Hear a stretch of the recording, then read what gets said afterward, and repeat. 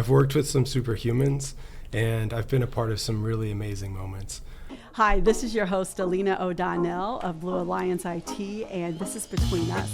They're really talking to us about their journey, having been diagnosed with a mental health condition, how they are really living. Tell me about the burnout for you. I think it starts as a slow burn. Today, my guest is Anthony Pantano. Did I get that right? You did. You did. I'm always worried about pronouncing people's name correctly because, frankly, if you want to know the truth, I want to not just be respectful, but there's something to a name and a person's identity. And I know we're very forgiving, but thank you for being gracious for me. Of course. Pronouncing that. Honestly, you did great. Most people say Pantero or Pantanero, and there's no R's in my name, so you did great. So, Anthony, I am so thrilled to have you today on Between Us. And our folks in Blue Alliance are all over the country. Everyone who gets a chance to meet people and find out not only their walk in life, but what can they take and incorporate into their life. And for what we're doing today, we're prepping for Mental Health Awareness Month, which is the month of May here in the United States. And I got a chance to meet you a few months back. That's right. There's an organization called 1 in 5, and that is an organization that is named after literally the data point of 1 in 5 adults are diagnosed with a mental health condition. And it was a Family Education Awareness Day, the first of its kind. Yeah. You facilitated a panel of youth, young adults, who were really talking to us about their journey, having been diagnosed with a mental health condition, how they are really living and thriving, frankly, and learning. There's something about you that I really wanted to talk to you more about your line of work as a social worker, and especially as a former social worker. Thanks for having me. No, this is a true honor, and I hope we bring some information to everyone that's useful.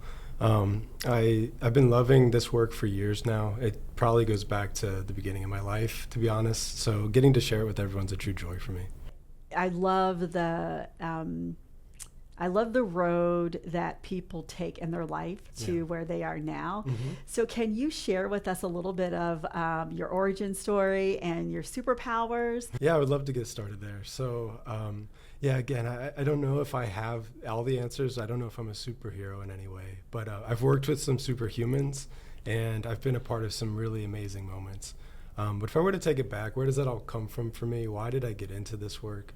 It's my mother and my father, particularly my mother.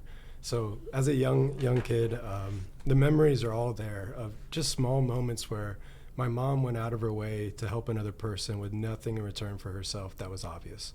The thing she always got back was joy, though, and I noticed that. So at a young age, I was curious. I've always been a curious person. When I see things, I take it in. Partially it's because I was very shy and quiet, so when you're not talking a lot, you listen more.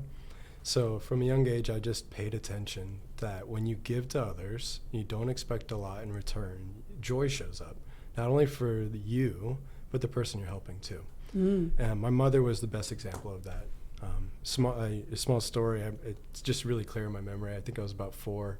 We're walking out of Kroger. There's an older woman, and she's visibly struggling with her groceries, and there's no one there with her. She's trying to lift something very heavy into her trunk, and my mom stopped our cart and said, "Anthony, we're going over there right now." And we helped her get everything in her car.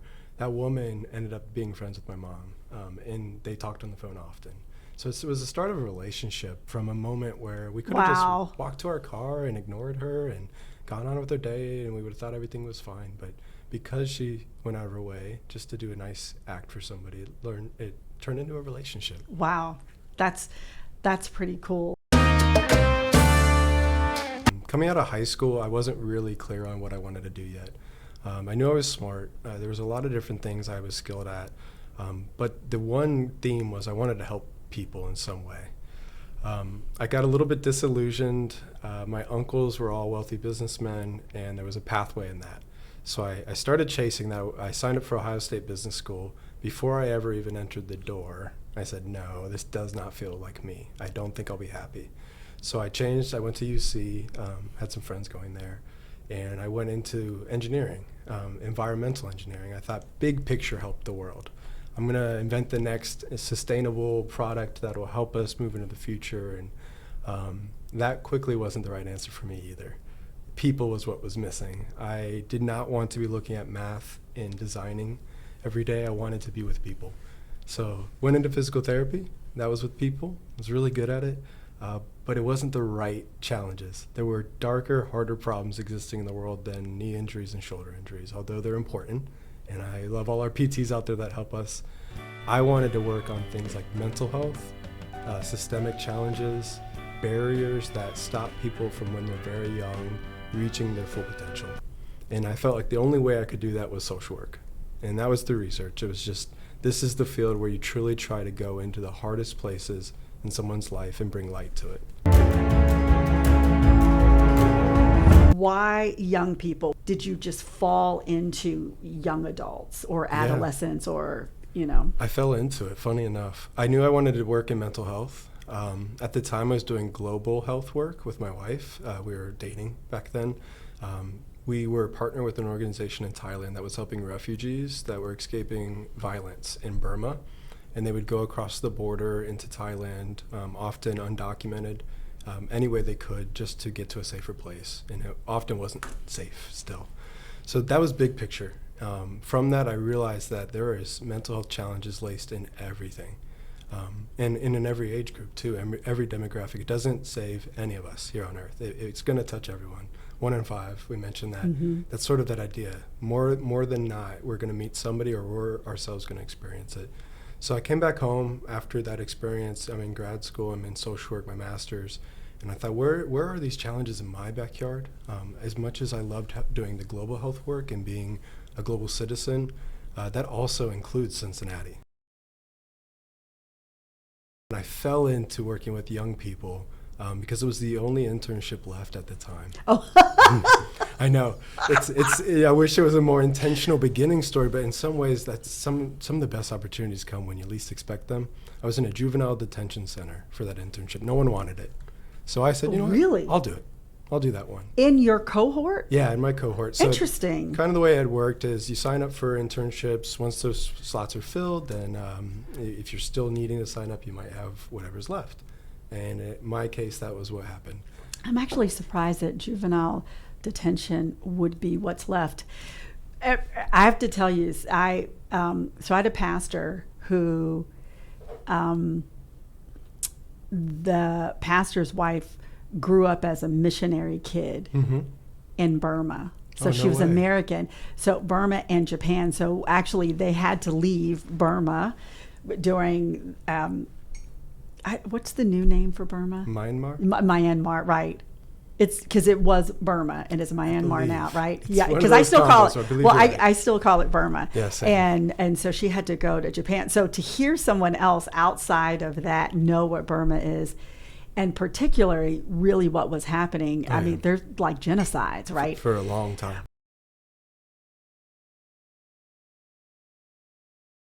When you're working in other cultures, there's a whole. It's not even just cultural competency, but you really do have to understand the language, the mannerisms, that culture in order to mm-hmm. be able to build trust. Absolutely. And I'm curious, how did that experience help you work with kids in juvenile detention? Yeah, there is a connection there. You're right. You need to take some steps to get to know another culture, particularly if you don't come from that culture or you don't have any natural connection to it, which was true for me. I don't have any Thai or Burmese background in my family or my friend groups. This was going to be a completely new world for me. What wasn't new is the things that ties us all together. So pain and suffering, joy and pleasure, a desire to be safe, to be heard. So I knew how to speak to those things well. The barrier was going to be, how do I translate that? Because I need to be able to speak in their language, or at least have somebody who can to mm-hmm. help get my ideas that are more complex into their minds that in the way they can hear. Or else it's just going to be, I can say hello, thank you, my name is. I learned that in Burmese. I learned that in Thai. It helps a little bit. That's the key into the door.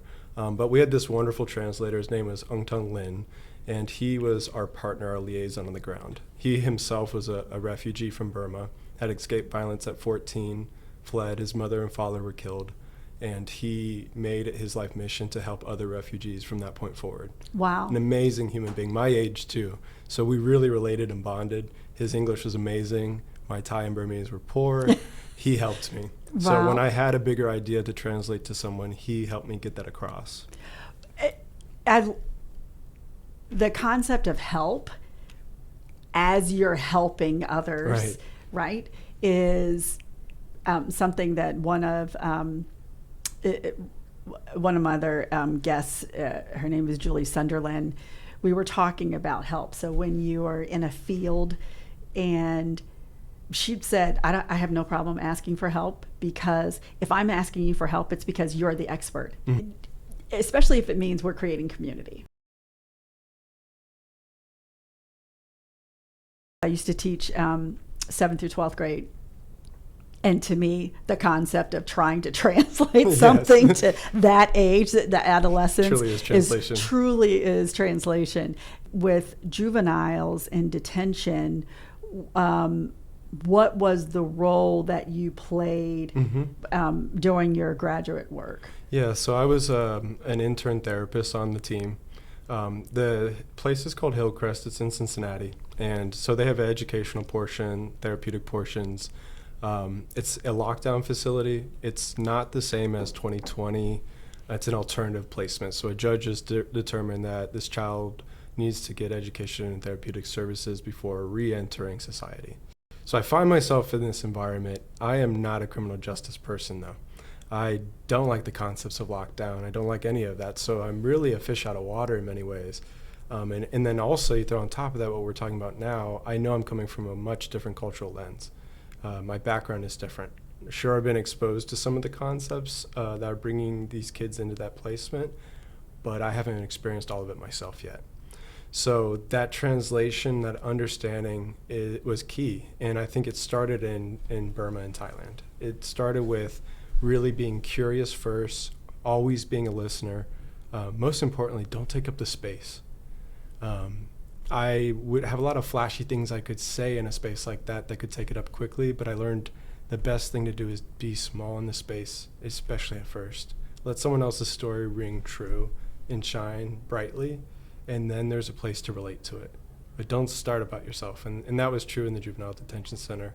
They were never going to trust me if I didn't first listen, hear them. What's going on? Be curious. So it starts with that curiosity and listening, I think.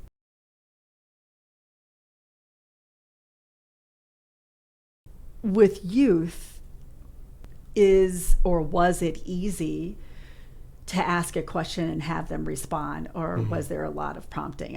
Sometimes, especially in facilities, I can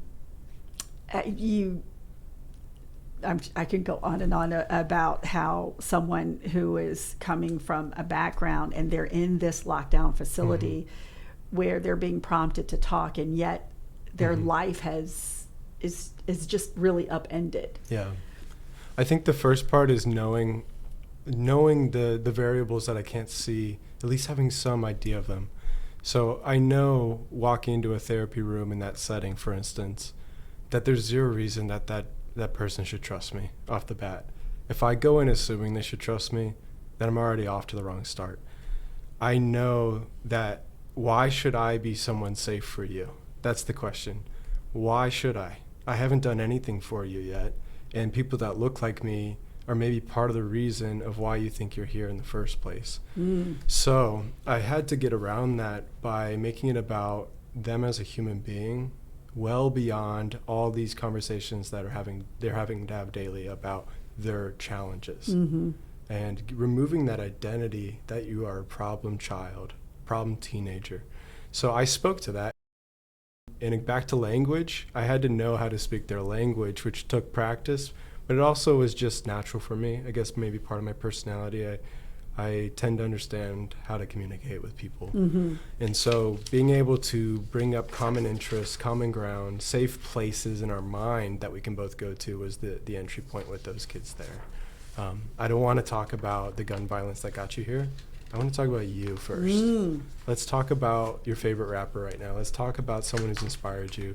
Let's talk about someone in your life who you care about deeply. Because I can talk about those things too. I do relate to that. I don't necessarily relate to the gun violence because that wasn't in my world. We'll get there. We'll get there eventually. And by taking that slower approach, there's no expectation. I don't have an agenda for you. I just want to connect with you. That's my only thing I'm looking to do with those kids at that time was connect. One of the things, especially when you become a people manager, Yeah.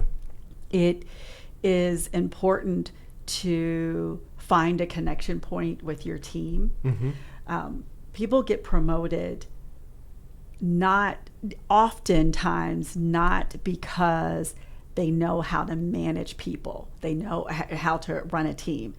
They're promoted because subject matter experts, Mm-hmm. and they've just done really well. And so this whole other component of how to relate to people, interpersonal skills, and understanding this other person. I come from the concept where it when you're a leader, you actually have a higher calling.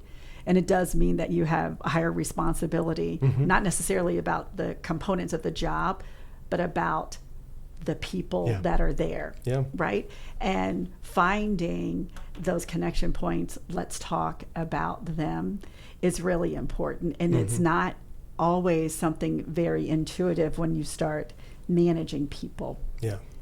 So this can translate what you do and your vocation into other aspects Mhm. of our lives, right? Yeah, we're bigger than just that job role. For instance, you're talking about managing teams. So say you have a team of 8 and each person has a specific role. Yes, that role is important. It's part of their work identity and part of their bigger identity, but what about all the other pieces? Mm-hmm. And yes, there are boundaries at work that are needed. We can't always be our full selves all the time in the workspace, but the more we can connect around those things Mm-hmm. and understand them, we're going to be better leaders, manage people better, but we're going to be happier too. I hear that in what you're saying. What I'm taking away is this concept. Julie and I talked about this, about cultural humility. Mm-hmm. I recognize, so we've got some connections. We're here in the same space. So whether it's a client, a customer relationship, whether it's a coworker relationship, a personal relationship, any type, it's still important to understand there's some aspects about me where we don't have shared experience, Mm-hmm.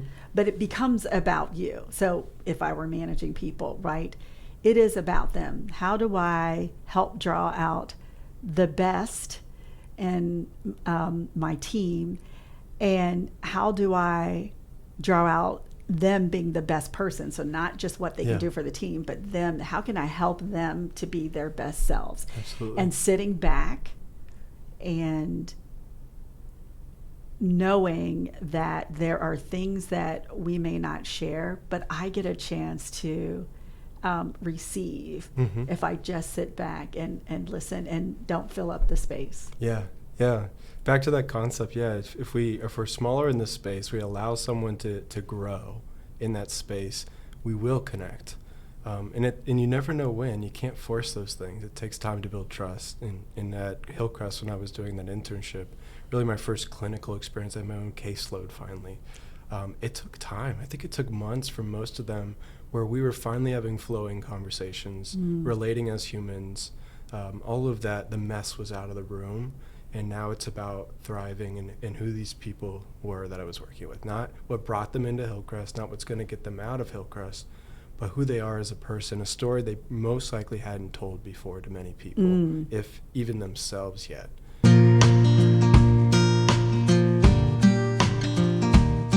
What was the time period from Hillcrest Mhm. and performing arts? Was there a Yeah. long period of time? No, not too long. So 2017, I started my master's program, and it was June when I started at Hillcrest. I was in a 1-year master's of social work program, so it was really quick. Did that internship, ended in 2018, graduated, and I started May 2018 at the time, the Children's Home of Cincinnati, now called Best Point. So my first placement with Best Point Children's Home was at the School of Creative and Performing Arts. So I was in that building by June of 2018. Tell us what Best Point is. Yeah, so we're a nonprofit in Cincinnati. We've been around for over 150 years. We're two legacy agencies that have come together. That's the new name, Best Point. So the Children's Home of Cincinnati, where I originally worked, and St. Aloysius Orphanage. The two of us started in the 1800s, originally both orphanages in Cincinnati. I believe the origin story for the Children's Home side is the epidemic at the time, I believe, was cholera. Mm-hmm. Mount Healthy is named after that. Many children were displaced, their parents had passed, and so we were one of those first places to house those kids. That was a long time ago. We've evolved since then.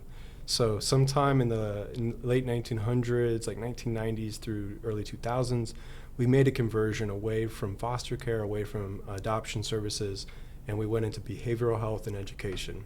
So the mission changed from doing more of that very intermediate emergency work and placing and helping kids have a safe place to live to you're in your safe place, but there are challenges there. So we became more of a community-based agency. You know, I'm glad that because you're talking to someone who knew it as Children's Home. Mm-hmm. And I would actually go, at least it was the Madison, well, it was on Madison Road at the time. And, Yeah, we're still there. Right, and That's our headquarters. Is that your headquartered main office? campus So area. it literally was like a home, and I would go and Cottages volunteer and- cottages. And whereas St. Aloysius was the actual orphanage in Bond Hill, which actually where our call center is, a few blocks from there, which Yeah. I know St. Aloysius is not, doesn't function as an orphanage anymore. No. Right. Same story for them in some ways, a little bit different timeline, but both shifted into behavioral health and education work. And then in 2022, we merged officially to become Best Point. So really, the official really, It's pretty recent. yeah, I didn't realize it was that recent. Tell us what behavioral health is, Yeah. and why is that important? Sure. It's a big concept. Behavioral health, that term can be a little bit confusing for people not in the world. That includes things like mental health. And to break mental health down, that's any challenge that is going on with the way you think, the way you relate to those thoughts, so we may call that feelings, and then the actions that you take from there. Those lead to outcomes in your life, some of which you may like, some of which you may not like. I'm putting it in simple terms. So mental health is really understanding how our mind is functioning in that. The behavioral health is a focus, a dual focus of how our mind influences us, but also the actions we're taking. And so with children, we're really focused often on not just the way they're thinking, but more so their behaviors, because they tell their stories through their actions. Right. So behavioral health is a way of saying that. We're working with young people and their families on improving the outcomes that they experience based on their own sense of self and purpose and what they want, by getting the barriers out of the way. And that's usually through education and listening in a simple way. That's what our therapy services are. And then educating on skills that will help remove those barriers, change those behaviors. And these are life skills. They're, Yeah, they're they not are. just to get them through the adolescence. No, these it are really carry is them the on for the rest of your tools, life. right? Yeah. Because you can affect the next Yeah.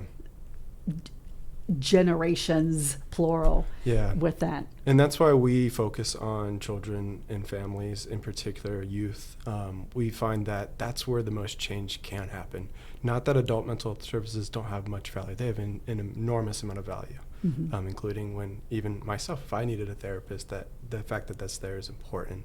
But if you work with young people, there is such a chance to help them reach their potential. And what does that do for the world? When someone's light is shining brightly, not dimmed out by all of this, the oppression and the barriers that they face, well, then our whole world can be a more beautiful place to live. So Yeah. that's our mission. That's what we're focused on. We served around 18,000 kids and families last year. We've grown to 18,000. Yeah, 18,000 in the Cincinnati and Butler County area. It's a large number. And then there's the trickle of how many people do they impact too. So when you put it all together, we're trying to impact the entire community. So when I was growing up, we had guidance counselors. Mhm. We didn't really have therapists in Yeah. schools. When my daughter was in school, that's when I saw hospitals having representation in schools, Mhm. right, and therapists. And I remembered my daughter was going through, was it a Little Minds? There was a name to it. And it was one component was at her school. She was a Montessori kid, and a lot of the Montessori schools at the time had these. I'm going to call them peace counselors, but it was kids who were really taught how to mediate. It was a mediation. Mm-hmm. So kids in elementary school they learned how to mediate. How do you Yeah. mediate along your peers? So it was peer counseling. Very cool. And then they had emotional and behavioral services for students. And I actually, as a parent, was so pleased, as one who was a former social worker as well as a former teacher. And I like that resource is there for both families and kids. Are there therapists in all schools, or do therapists, there was a time where, like, if you were an art teacher, like, you had several schools and you had to go. Well, I taught in New York schools. Sure. So, like, the art teacher would have like 4 schools they would go around. So how did being a therapist in school, were you assigned to one school or did you have multiple schools? I had one. Mine was the School of Creative and Performing Arts. There was more than one therapist there too, because there's 1,400 kids in that building nowadays. Is it and now it's K through 12? Yeah, Okay. yeah, it's K through 12. It has been for A while. at It's probably a least long time now. 10 plus years now. And so when a school's that big, at least, and I'll speak to the Cincinnati community because in Sure. Hamilton County, that's all I know really well right now. We personally, Best Point, are in 90 schools in the region, roughly 80 to 90. And we try to have more than one therapist in each building. Wow. We also try to have a care manager or a case manager in that building with them. So it's a team of 3 ideally.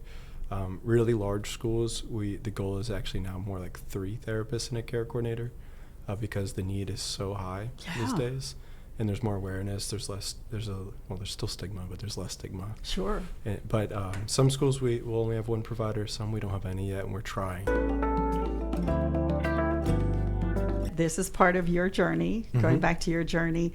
When you and I talked a couple of months ago, you are now in the space where you're looking for therapists. Yeah. Like, you are really in the HR space. Yes, I am. I fell into that too. Just like I fell into working with youth. I was earlier talking about that. Sometimes the best things in life happen when you don't expect them. Well, I think you also have some bravery. Like, you really took initiative to say, Yeah. hey, how is that? How has that been? Yeah, I can tell a little bit about that. So yeah, I was a therapist with Best Point for 4.5 years, almost 5. I was getting to a point where I was looking for some change. I had been at that school. It was going on my 5th school year. I loved it there, and I knew I was thriving. I was doing a good job. I was having good outcomes for the kids I worked with. But I needed something different. Maybe it's the way my mind works. I like new challenges. I wanted to get in a bigger picture. I was working in micro work, so one kid at a time, one family at a time, move through that, work on a goal, hopefully get there. But I knew if maybe I could make my impact a little bit larger by doing policy change, bigger picture things, helping support Best Point on a bigger scale, maybe the impact's going to be larger there. And maybe I also just needed a change too. Mm-hmm. It's coming out of the pandemic years of being a therapist, and burnout's very real. So as I was feeling my own flame starting to dim a little bit on my work, I said, let me shift gears now before this gets to a place where it's not as redeemable. And so I did that. I went into advancement work, which, for people that don't know, that's fundraising, community relationships. I still think that's amazing too. Yeah, it's not normally the pathway of a therapist. But I think why they gave me a chance and why I thrived there initially was it's about storytelling and connecting people to stories, what we're doing today, for instance. And when you actually know the mission work that you're telling the story about, it's real, it's authentic. And so I don't have to work hard to be genuine because it's there. Mm-hmm. I don't have to listen to a therapist tell me their stories to know the story. Although That's right. I do love hearing other people's stories too.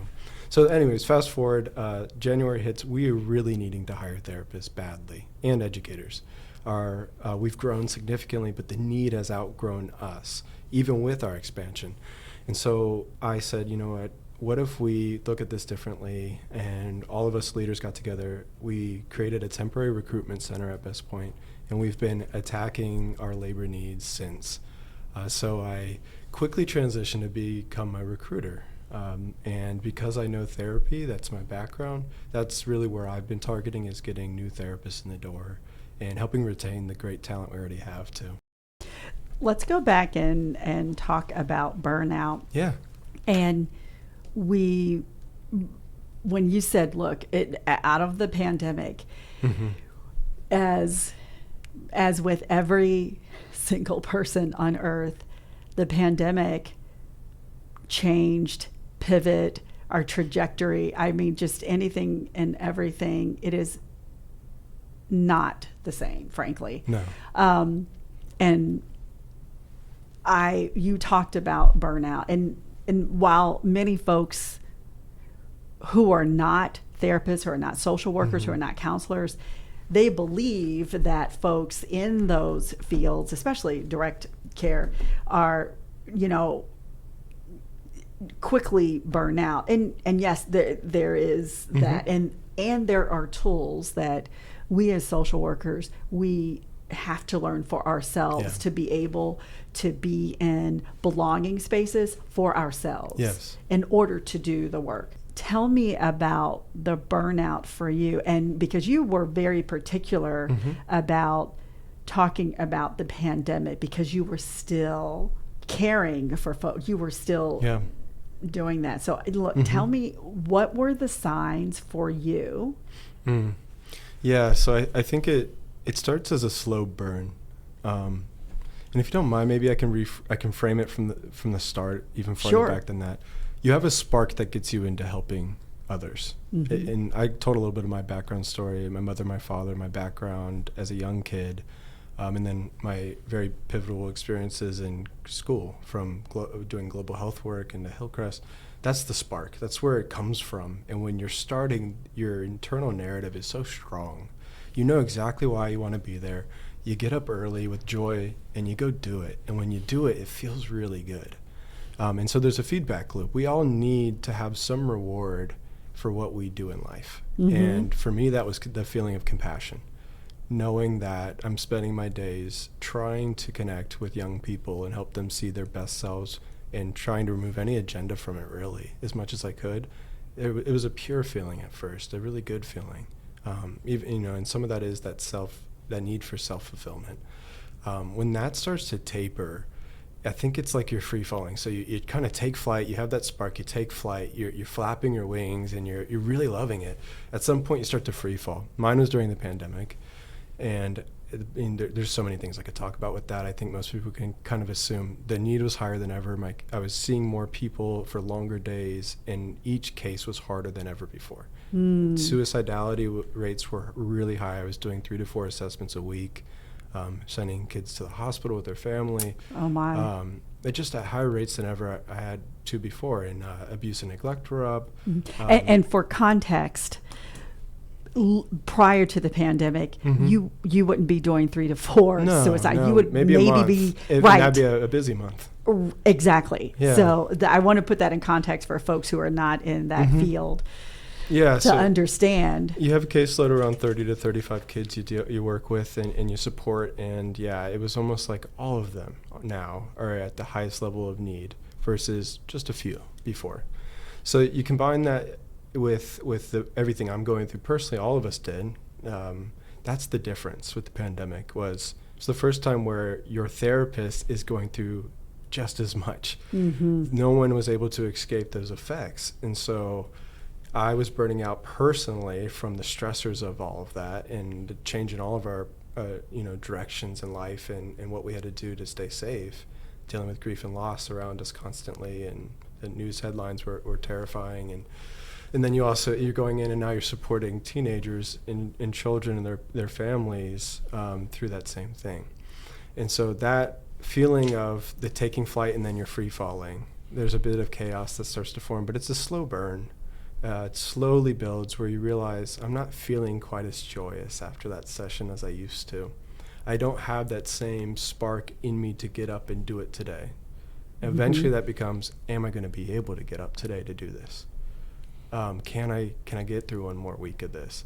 And that's when you've gotten to a bad place. I don't think I ever got quite there.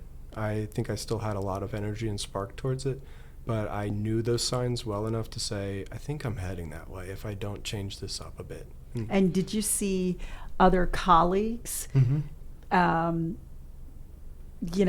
that wall basically? Yes, I absolutely did. And personally, and my own wife, she's a community psychiatric nurse, and she was working with adults with severe mental health illness and substance use challenges. And so really, really hard, but amazing work. And she did it at the highest level for 5 years straight through the pandemic. Wow. And she's changed careers since. She might go back to it one day, but when you really care about the people you work with, it's hard to not let it pull you all the way in. Sure. And that's part of that burnout story for most people that are giving people in the serving fields is we have trouble knowing where we put our limit, because we feel like by setting a limit, we aren't doing the best we can. But the truth is there'd be an infinite amount of work for you to do. You could never meet everyone's needs, and some people just will never get there in their time with you. Thank you for sharing that. We're a digital company. We service a variety of industries. One of our legacy industries is in healthcare. It really was a period to support that industry and the community. So the signs of burnout, I like your analogy of you start with a spark, no matter where you are in life. You then start to see a slow burn, and you see more chaos and less joy in you. So basically your light gets dimmer and dimmer. So that is a great analogy. Some of us may end up seeing it too late. What is something that I can do? Like in my mind, I'm thinking, I'm not feeling it today. So, and I'm talking about consistently, not just today happens to be a bad day, but now I start it. Now I know that there's a pattern, but I don't really know how to put my finger on it. What are some action or tips that I can do and to either remedy the burnout or really identify whether it's actually called burnout and some ways that I can maybe take a step back?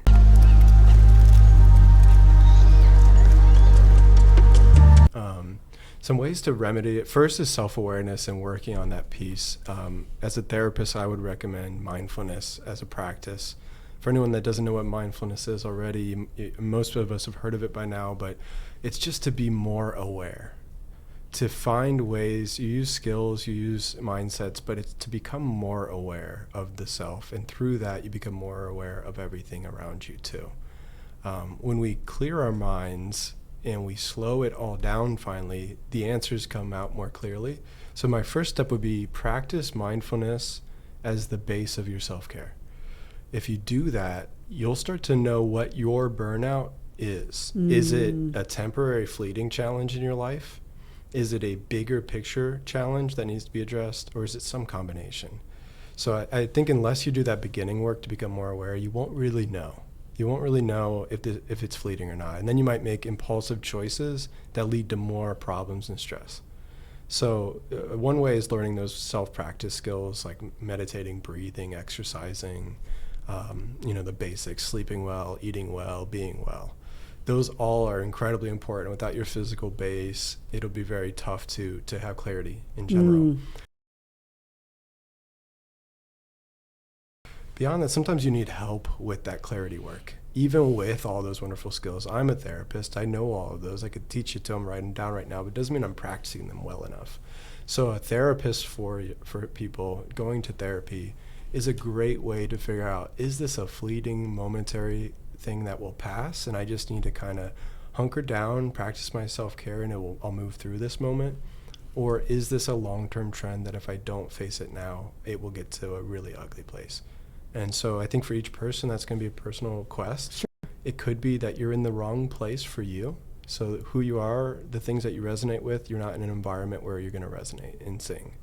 And so you might have to change environment. And that's a hard choice, but with the right guidance, someone helping you think clearly, and a lot of support, you'll end up being way more free. I'm really grateful that you said with guidance and support. Mm-hmm. I started seeing a somatic coach. It was 2008 where I went through a certification for somatic coaching. I didn't really know much about somatic coaching before then. I knew the concept and fully believe in mind-body connection and that there would be benefits, but I didn't know that there really was a structure. Mm-hmm. I just started going through and having a somatic coach just a year ago. Wow. And let me just say, it wasn't a year ago. It was in the fall. So Mm-hmm. it's been within Sure, the year. sure. And here's what I know about myself. So it's taken me, what, 40 plus years. You know, I'm in my 50s, but really 40 years, I would say, knowing that I disconnect I disconnect my emotional self Mm-hmm. from my physical self. When you are going through trauma, some folks, I happen to be one of those, needed to disconnect from my body to survive. Yes. Right? Survive's a good word. I have one friend, we caught up, and she does equity and justice work. And I had never heard of this. She's one of our dance teachers too, that I'm talking about that, and people on the podcast have heard me talk about me and dance. But she went with a justice coach that was somatic, because especially after the murder of George Floyd, she is, as a white female, she was really digging deep into where I didn't even know something like this existed, frankly. Mm-hmm. And so when she and I met a couple of years ago, and she was telling me about this coach, and I thought, there's people that do that. So, Mm-hmm. and this person happened to be a somatic coach, but helped her through she's really right now. I'm talking about a lot. That is some work. Yes. To be an ally where she is taken, right? And she's in the nonprofit world as well. Then this is the same somatic coach is working with another dance teacher Mm-hmm. that they got kinetic, and that dance teacher does mind body work, but really needed a partner and a guide. And I thought, okay, these are two people that I totally respect. I love them as people, incredible people, super sheroes. And I thought, do I really take this plunge? I can just see what the waters could be like. Mm-hmm. And I thought, am I really ready to go there? And so I think my block myself is me. Yeah. I'm my own It's barrier. It's humans. That's us. Right. This work, it's forcing me to the root, Mm-hmm. and I need a mind-body connection. And so I took some months off, and I'm starting back again. And I guess I'm really talking about something that I haven't explained. Can you tell folks just in simplistic terms about somatic work? I'll try to. Yeah. I'll put in a bite because we could talk about it for a long time. Of course. The concept of that is that our minds and our bodies are not a separate concept. We think of them that way.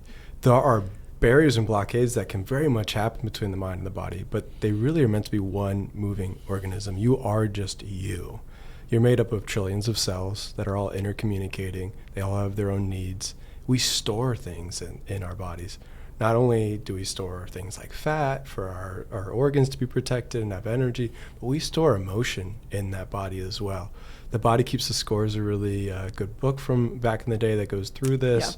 Yeah. My Grandmother's Hands is another good example of exploring those type of concepts. But we are somatic beings, meaning that our emotions show up physically. not only in an idea in our minds, and so mind, body, spirit is talked about a lot. That's very important. They all three come together. And when I say spirit, I don't mean religion. It can be. That could be a part of your spiritual makeup. You can be atheist and be spiritual. So I want that to be heard too. But there needs to be a flow between all of that. And if you have a block, or you've stored a lot of trauma in that body, knee pain, that back pain, the headaches, that through my training, we focused on the spine, the muscles around the spine, so that physically, from a physiological standpoint, that we're strengthening our muscles around the spine so that we can really stand and walk the way that humans came upright, right? And so that head-tail connection and understanding, is my right shoulder a little bit forward, and I may not feel it, but if I can press up against something where I recognize, oh my gosh, there's space in this part of my back or the shoulder, or it helps connect me to my body. And now I need to connect my body and mind with my emotional self.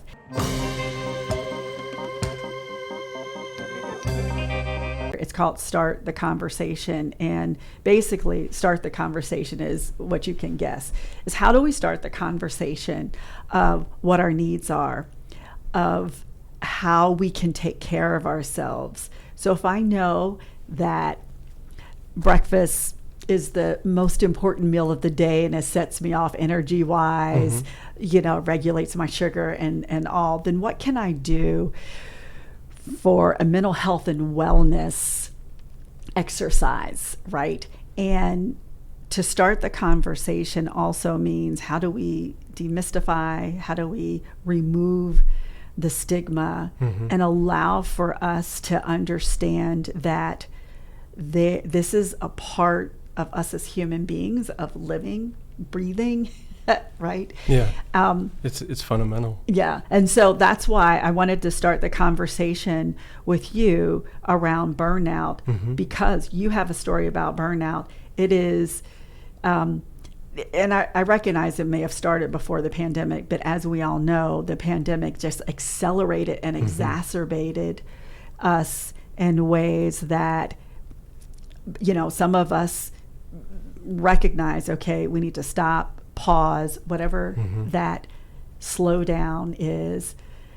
And others just hit the wall. And I really want our folks to understand, well, where do I need to slow down?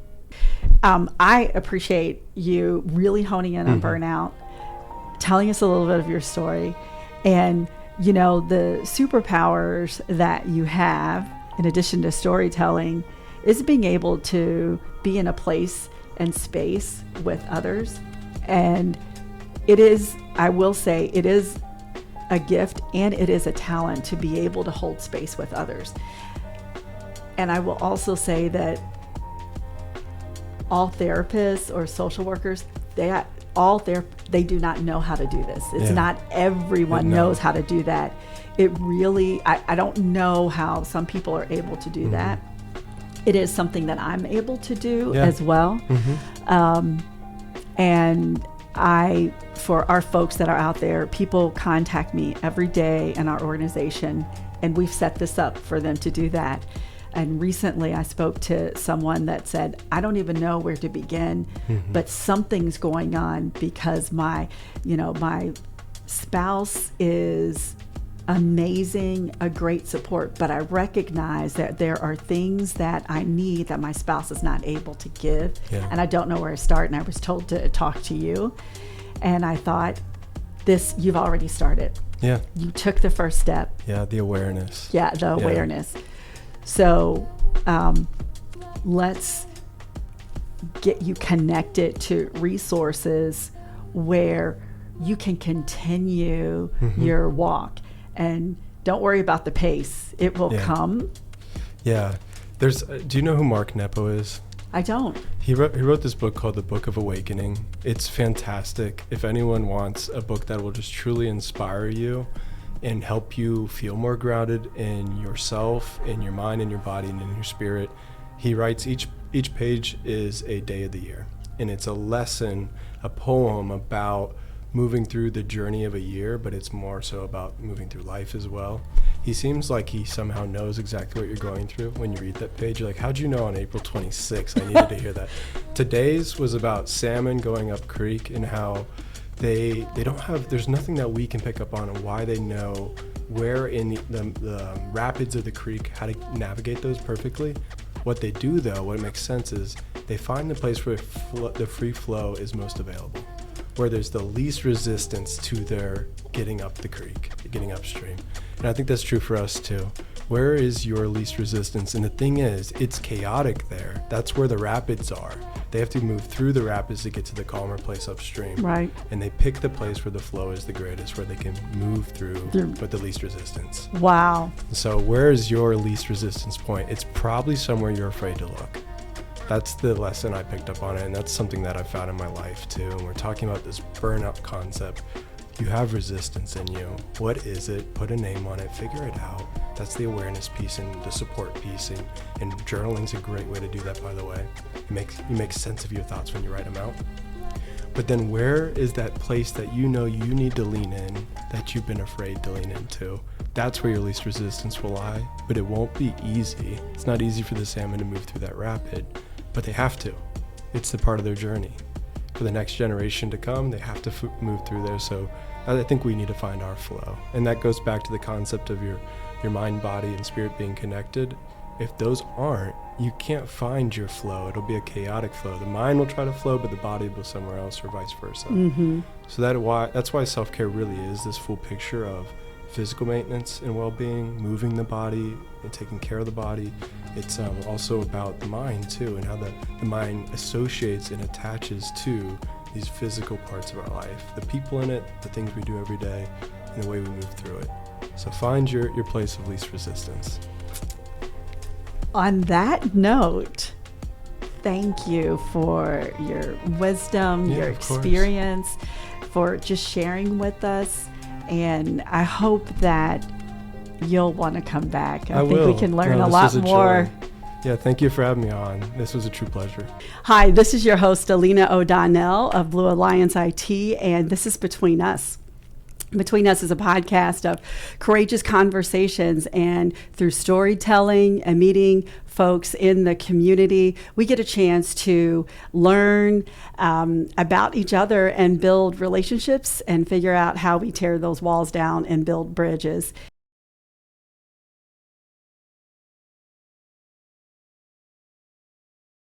You really brought up some memories with Hillcrest, that when they created Hillcrest from the old Mill Creek Psychiatric Center. Mm-hmm.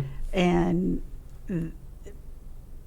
I know that Hillcrest is locked down. They were also trying to create, especially where it's located, off of Bonham Road there. Yeah, it's in the woods, essentially. Right.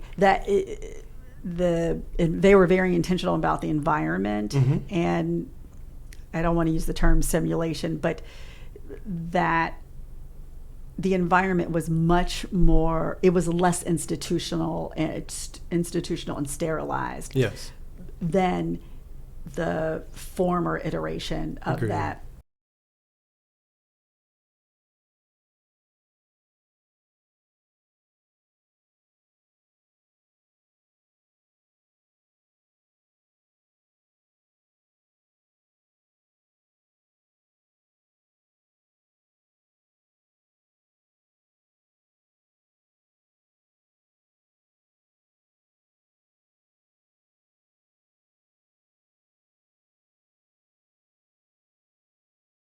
I do have a channel it's called Mental Health and Wellness, because I look at that as the same as what we're doing with our physical selves, whether we go to the doctor for our annual checkups, whether we, our nutritional diets, what can we do to optimize or maximize our best selves.